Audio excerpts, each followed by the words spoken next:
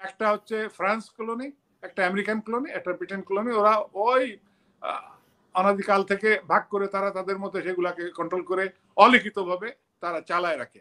একমাত্র আছে middle east, যেখানে সম্পদ আছে। প্যালেস্টাইনের উপরে গাজা ভূখণ্ডে ওয়েস্ট ব্যাংকে যে সমস্ত মানবাধিকার লঙ্ঘন গণহত্যা চালিয়েছে তার বিরুদ্ধে বিশ্ব সম্প্রদায় কোনো কিছুই করে নাই।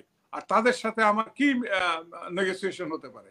এই স্থাপনাগার যেটা মিডল ইস্টে আছে, এটার উপরে ইরান কখন আঘাত শুরু করবে, এটার সাথে মিডল ইস্টে আমাদের যে সমস্ত রাজা বাদশারা আছে তারা তাদের এই রাজপ্রাসাদ ছেড়ে কোথায় দৌড়াদৌড়ি শুরু করবে, এমন একটা পরিস্থিতি আমি সামনে অ্যাপ্রিহেন্ড করছি।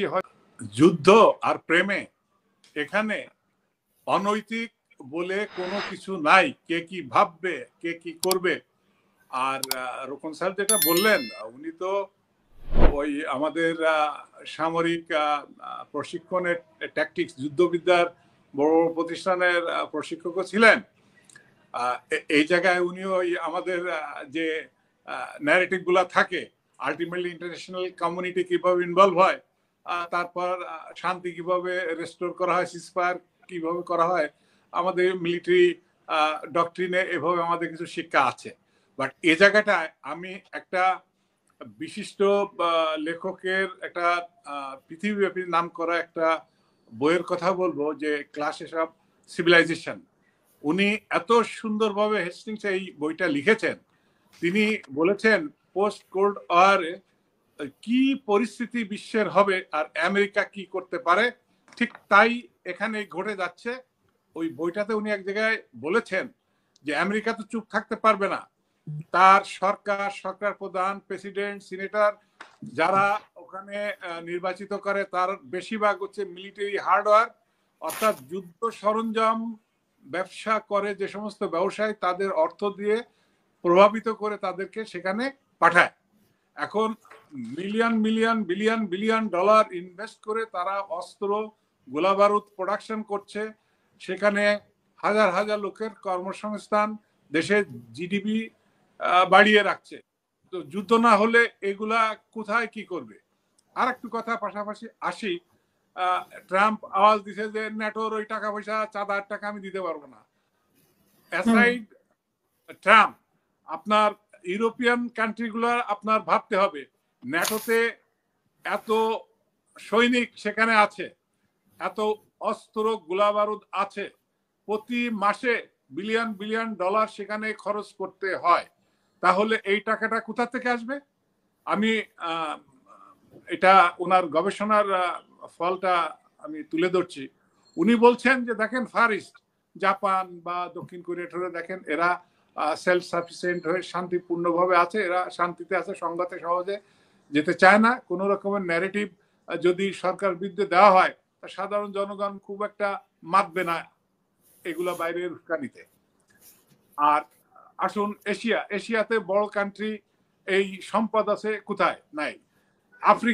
আফ্রিকা ইতিমধ্যে 3টা জোনে ভাগ, জানবেন।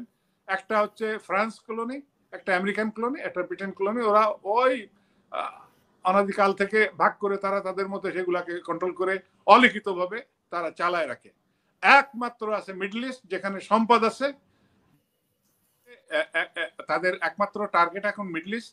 যে কোনো ভাবে স্যার যেটা বলছিলেন যে হয়তো চায়না, রাশিয়া বা পাকিস্তান তারা একটা প্রস্তাবনা দিয়েছে, এটার মধ্যে আলোচনা হয়তো বা একটা সিজফায়ার অনুষ্ঠিত হতে পারে। আমি তা দেখি না। আমি এ কারণে দেখি না যে তাদের এই সৈন্য সামন্তের যে খরচ খরচা, এগুলা তো এই মিষ্টি টেবিল টকে তারা পাবে না। তারা এখানে এই অস্ত্র গোলা বারুদ যা খরচ হচ্ছে, আপনি দেখেন জার্মানিকে লিগ অফ নেশন প্রথম যে মিটিংটা তারা ডেকেছিল, সেখানে জার্মানের ফরেন মিনিস্টারকে বলেছিল যে দেখো, এই যুদ্ধের সমস্ত ক্ষতি তোমার দিতে হবে, এই কারণে তুমি যুদ্ধের এই নর্মস ভায়োলেট করেছো। তা ফরেন মিনিস্টার বলেছিল, what you are pressing me to speak and accept, it is a total lie, but I am really saying what you are saying, it is totally lie. তারপরেও জার্মানিকে সেই যুদ্ধের অনেক ক্ষতিপূরণ অনেক বছর ধরে দিতে হয়েছে। ঠিক একই সূত্র এখানে গাথা। এই জায়গায় দেখেন, এই ট্রাম্প যে বোমারু বিমান দিয়ে বোম মারছে, তার তেল খরচ করছে, সব হিসাব কিতাব করে কড়ায় গন্ডায় সে বলবে যে এই খরচগুলা ইরান তুমি আমাকে দাও। এটা একেবারে আপনি নির্ঘাত ধরে নিতে পারেন। ইরানও বলবে যে খোমেনি তো উনি বলেছেন যে আমি তো শহীদি তামান্না নিয়ে আমি চলছি, আমি তো সেই মুসলমান, আমি তো তসবির মধ্যে আমার জান্নাত খুঁজি না, আমি তো জিহাদের ময়দানে জিহাদ করে শহীদ হয়ে আমি জান্নাত খুঁজি, আমি সেই মুসলমান, আমি সেই রাষ্ট্রের নেতৃত্ব দিচ্ছি যেখানে আমরা ইমানে বলে বলিয়ান। ইসলামের যতগুলা যুদ্ধ হয়েছে, মুসলমানরা যেখানে জয়ী হয়েছে, কেউ সাংঘাতিকের বলে জয়ী হয় নাই, ইমানের, বিশ্বাসের, সাহসী নৈতিকতার বলেই তারা জয়ী হয়েছে। এরকম একজন নেতা যেখানে আছেন, সেখানে এত সহজে উনি এই আমেরিকার ইসরায়েলের শর্ত মেনে নিবে অসম্ভব। তিনি তো বলেছে ইসরায়েল নামে কোন রাষ্ট্রদামি আছে, এটাতে আমি স্বীকার করি না, উনি প্রত্যাখ্যান করেছে। তারা প্যালেস্টাইনের উপরে, গাজা ভূখণ্ডে, ওয়েস্ট ব্যাংকে যে সমস্ত মানবাধিকার লঙ্ঘন, গণহত্যা চালিয়েছে, তার বিরুদ্ধে বিশ্ব সম্প্রদায় কোনো কিছুই করে নাই। আর তাদের সাথে আমার কি নেগোসিয়েশন হতে পারে? তো এরকম একটা জায়গায় খুব সহজে যে তাকে কোনো উইলে নত জানু করা যাবে, এটা আমি মনে করি না। বরং এই যুদ্ধ দীর্ঘস্থায়ী হতে পারে, এটা স্যার বুঝবেন। কনভেনশনাল ওয়ারফেয়ার থেকে ই might switch into unconventional warfare, guerrilla ওয়ারফেয়ারে চলে যাবে। তা সেটা হলে 100 বছরে এই যুদ্ধ শেষ হবে না, এটা জেনারেল রোকন স্যার উনি অ্যাগ্রি করবেন। যে ইরানের যে আপনার ভূমির বিন্যাস আমরা বুঝি মিলিটারি অফিসাররা, ওইখানে ওই উপরে প্লেনে থেকে বোম মেরে ওই জাতিকে নিয়ন্ত্রণ করা খুব কঠিন হয়ে পড়বে। বরং উভয় পক্ষের এখানে ছাড় দিয়ে আসতে হবে। এতদিন ইসরায়েল অজেয় ছিল যে তাকে স্পর্শ করা যায় না, তাকে কিছু করা যায় না। এই যে গত রাতে দেখেন, যুক্তরাষ্ট্র ইরানের পারমাণবিক স্থাপনায় আঘাত করার পরে পাল্টা দেখেন ব্যারেজ মিসাইল তারা কিভাবে ইরান ইসরায়েলের উপরে, জেরুজালেমের কিছু অংশ, উত্তর, দক্ষিণ, মধ্য তেলেবিয়ার কিছু জায়গা, তাদের কিছু শিল্প অঞ্চল, অনেক বড় বড় পাওয়ার প্ল্যান্ট তারা ড্যামেজ করে ফেলেছে।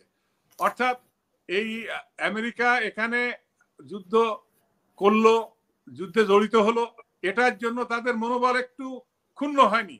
আর আমরা বিশ্লেষণ করে দেখি, ট্রাম্প ইজ এ লায়ার, সে তো মিথ্যাবাদী, চরম মিথ্যাবাদী। সে বলছে যে ইরানের তাদের যে ইউরেনিয়াম রিঅ্যাক্টিভ যে প্ল্যান্টটা, সেটা একেবারে ধূলিসাৎ করে দিয়েছে, ধ্বংস করে দিয়েছে। অথচ আন্তর্জাতিক পরমাণু সংস্থা তারা মুখ খুলছে না। যে একটু আগেই স্যার যেটা বললেন যে রেডিয়েশন, যে আশেপাশে ছড়িয়ে পড়লে যে ক্ষয়ক্ষতি হয়, সেটা মানুষের ভিতরে সে সিমটম গুলা পারিপার্শ্বিক ভাবে, পরিবেশগত ভাবে আমরা বুঝি, তারা কিছু বলছে না। আশেপাশের কোনো রাষ্ট্র, কোনো ব্যক্তি এটা বলছে না। এমনকি আমেরিকা কোনো ফুটেজ, বিশ্বাসযোগ্য ফুটেজ দেখাতে পারে নাই যে কিভাবে তারা এটা অপারেশনটা করেছে ডিটেইল। আর আমরা যেটা হচ্ছে দুইটা তথ্য পাচ্ছি। একটা হচ্ছে ইরান আগে থেকেই তাদের ইউরেনিয়াম যে ভান্ডার, এটা ওখান থেকে সরিয়ে ফেলেছে।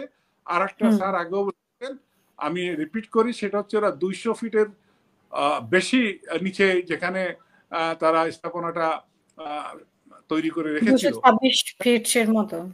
সেই জায়গায় পৌঁছানো সম্ভব না। আর সেটা হয় নাই। এটা শুধু মনোবল বাড়ানোর জন্য। এই যুদ্ধ থামবে না এ কারণে। আমেরিকার এই যে হামলা, এই হামলা দিয়ে না ইরানের পারমাণবিক স্থাপনা ধ্বংস হয়েছে, না ইসরায়েলের নিরাপত্তা নিশ্চিত হয়েছে, বরং ইসরায়েল করা হয়েছে এমন ভাবে যে এতদিন ভয় পেত সবাই যে ইসরায়েল স্পর্শ করলে মনে হয় আমাদের দেশ উড়ে যাবে। ইরান দেখিয়ে দিয়েছে যে ইসরায়েল এমন কিছু না, দেখো তাদের দেখাই দিচ্ছি কি করছে। তারা এখনো দমে নাই, বরং তাদের মিসাইল ছোড়ার মাত্রা, তীব্রতা আরো বাড়ছে। এই যুদ্ধ খুব সহজে এবং দ্রুত থামবে বলে আমি মনে করি না, কারণ এখানে পশ্চিমা, আমেরিকা সবার এখানে স্বার্থ নিহিত রয়েছে, যেটা আমি ব্যাখ্যা করলাম। তাদের এই মিলিটারি সরঞ্জাম কোন দেশ নিবে, এখানে তাদের যুদ্ধ লিপ্তই থাকতে হবে।